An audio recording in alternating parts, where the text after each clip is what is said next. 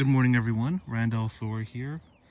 It is Thursday morning, the 26th of June, 2025. I just learned that you can pause recording on this phone. I did that by mistake. Look, there it is. There's the pause icon in the corner. I must have accidentally hit that when turning the camera. Last Thursday of the month of June, 2025. And the heat dome doth continue today.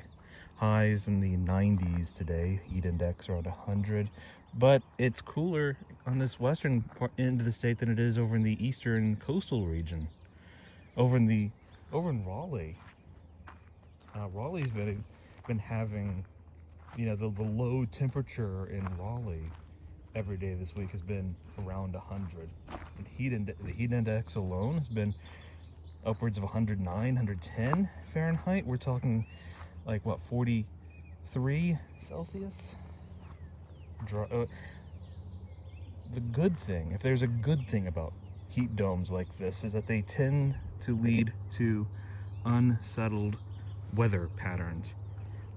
Basically means greater chances of rain, because the warm front, the high pressure front, just the way those fronts meet up results in greater chances of precipitation.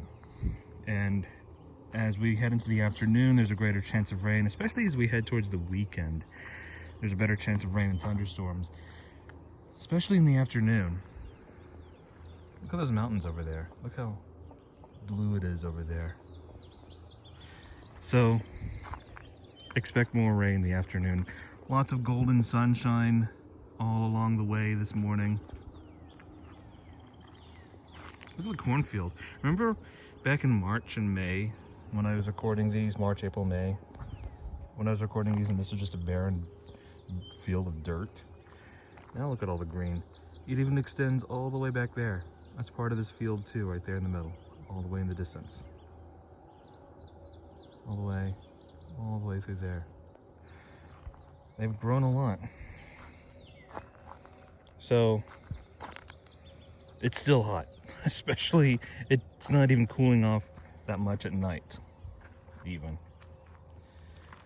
But the rain will cool things off a little bit. As I said, it's cooler on the western end of the state than it is in Raleigh. My oldest sister and her husband, their kids, they live near Raleigh in that surrounding area. So, man. And a certain person that I used to know also lives in Raleigh. So she and her husband are dealing with those hot temperatures. I do not envy them at all.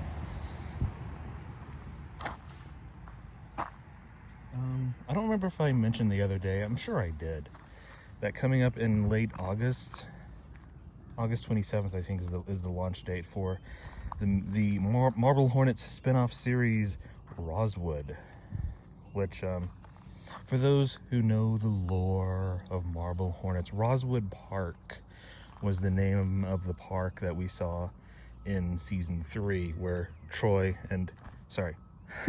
use the character names, Rand, where Jay and Tim explored and got lost trying to find answers to the operator and Alex. Rosewood Park was the name of that park. And wasn't that canonically sort of retconned to be the location of the Red Tower too? I think so. But Rosewood is the name of that park. Out of universe, out of story, Troy and Joseph answered, how are Jay and Alex in this series if they, spoiler alert, for like a 16-year-old series, Jay and Alex died by the end of Marble Hornets. How are they alive?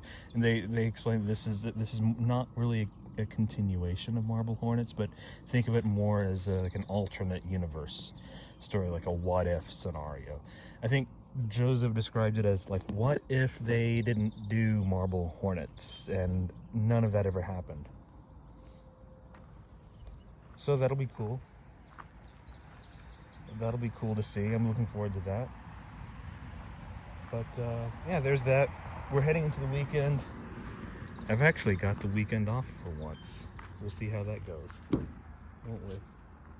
But I've got a poem to end this with. Look how shaky this is because I don't really have any way of holding this camera.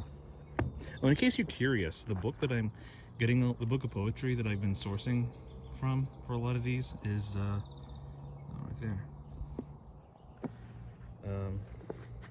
Today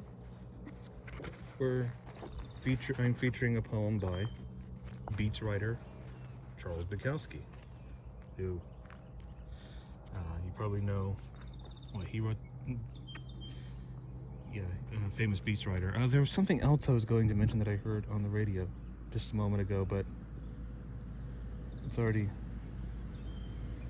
slipped my mind. Oh, gotta go. Bye. See ya. Have a good day.